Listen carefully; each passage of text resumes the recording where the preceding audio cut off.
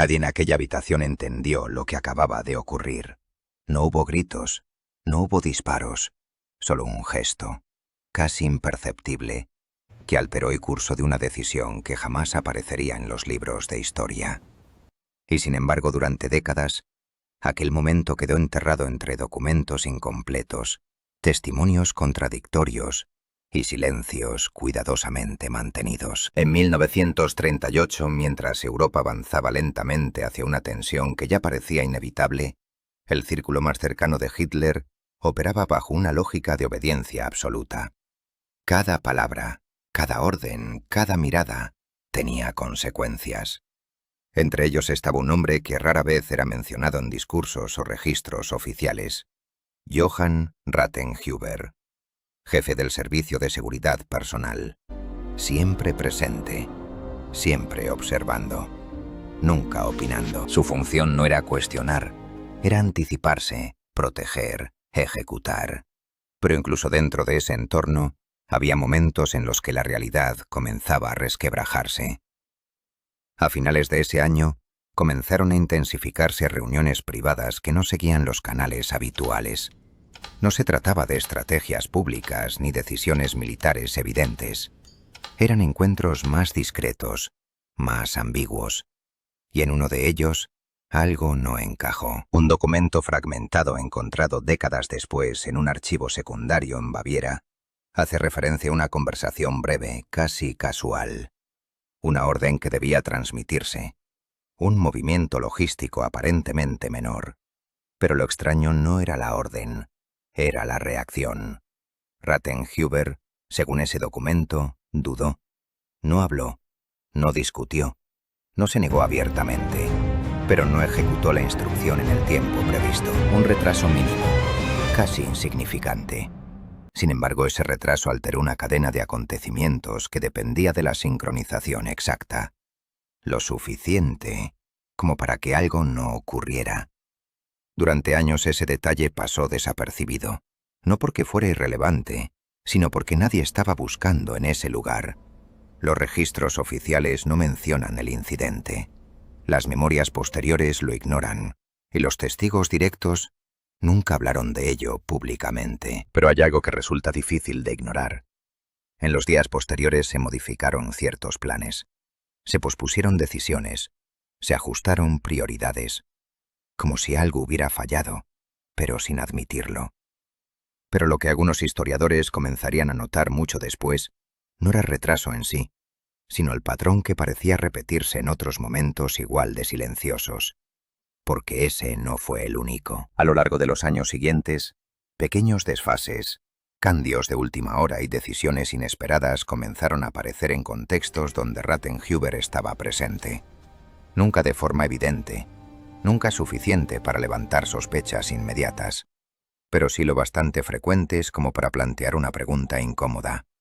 ¿Y si no todos obedecían exactamente como parecía? En 1943, en pleno desarrollo de un conflicto que ya había escalado más allá de cualquier previsión inicial, los movimientos dentro del entorno cercano comenzaron a volverse más erráticos.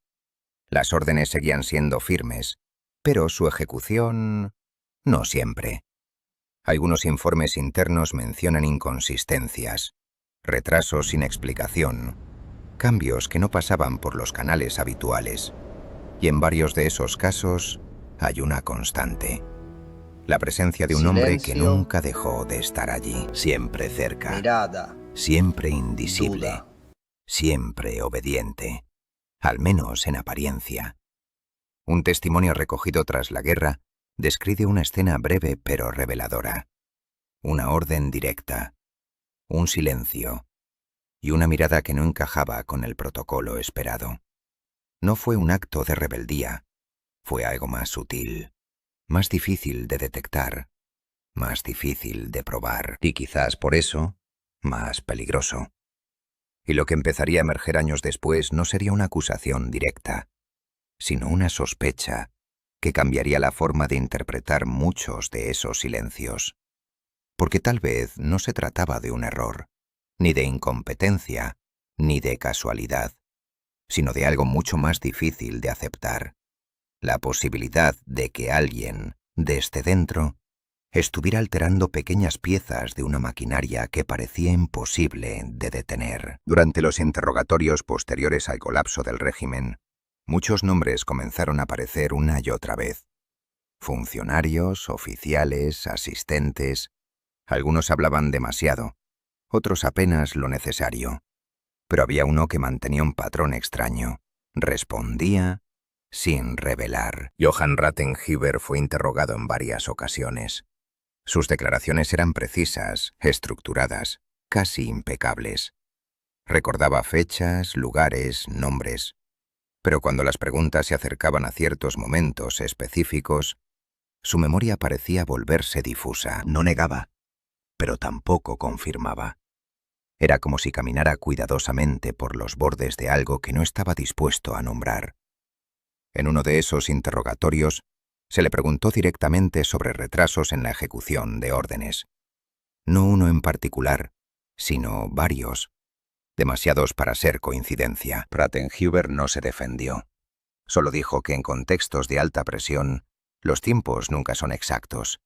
Una respuesta técnicamente válida, pero insuficiente. Con el paso de los años, algunos investigadores comenzaron a reconstruir patrones a partir de documentos dispersos. No buscaban grandes decisiones, sino pequeñas alteraciones.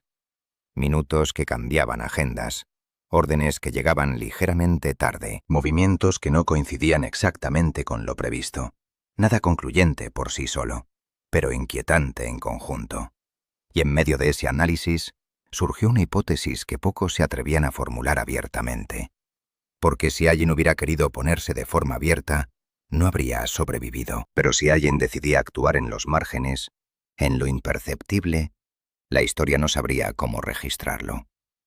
A finales de los años 50, un historiador alemán encontró una anotación en un archivo privado que no encajaba con el resto del documento. Era una frase breve, casi perdida entre otros registros. Decía: algunas decisiones no se evitaron, solo llegaron demasiado tarde. No estaba firmada, no tenía contexto, pero coincidía con varios episodios donde las consecuencias fueron distintas a las previstas originalmente. La pregunta ya no era si hubo errores, sino si algunos de esos errores fueron deliberados. En los últimos años de su vida, Rattenhuber evitó entrevistas públicas. No escribió memorias extensas. No buscó justificar su papel. Se mantuvo en silencio. Un silencio que, lejos de aclarar, parecía proteger a Ego. Un periodista intentó entrevistarlo poco antes de su muerte. La conversación fue breve, formal, casi fría. Pero al final, cuando la grabadora ya estaba apagada, hizo una última pregunta. No oficialmente. ¿Alguna vez desobedeció una orden? Rattenhuber no respondió de inmediato. Miró fijamente durante unos segundos, y luego dijo algo que no quedó registrado. El periodista nunca repitió esa frase públicamente. Solo escribió en sus notas. No todo se ejecutó como se esperaba. Nada más. Y lo que esa respuesta sugería, sin afirmarlo directamente, abría una grieta en la forma en que entendemos la obediencia dentro de los sistemas de poder absoluto. Porque la historia suele dividirse en dos: quienes ordenan y quienes obedecen.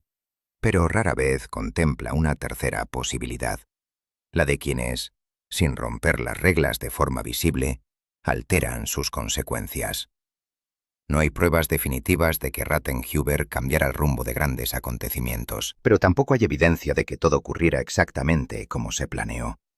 Y entre esas dos certezas incompletas vive una duda. Una duda que no reescribe la historia, pero sí la matiza, porque quizás, en medio de estructuras aparentemente inquebrantables, existen decisiones pequeñas, casi indisibles, que modifican lo suficiente como para que el resultado no sea exactamente el mismo. No héroes, no rebeldes, sino algo más difícil de clasificar. Hombres que desde dentro eligen no acelerar ciertos mecanismos, y en ese gesto mínimo introducen una variable que nunca será oficialmente reconocida. Rattenhuber murió sin ofrecer una versión distinta, sin confesiones, sin redención, solo con ese registro ambiguo que hoy obliga a mirar la historia desde un ángulo menos cómodo. Porque aceptar esa posibilidad implica algo inquietante, que incluso dentro de los sistemas más rígidos existe un margen, pequeño, frágil, pero real, y que en ocasiones ese margen es lo único que separa un hecho inevitable de uno que nunca llegó a ocurrir. Si este tipo de historias te hacen ver la historia desde otra perspectiva, suscríbete y déjame en comentarios qué otro personaje te gustaría explorar, porque todavía hay muchas historias jamás contadas esperando salir a la luz.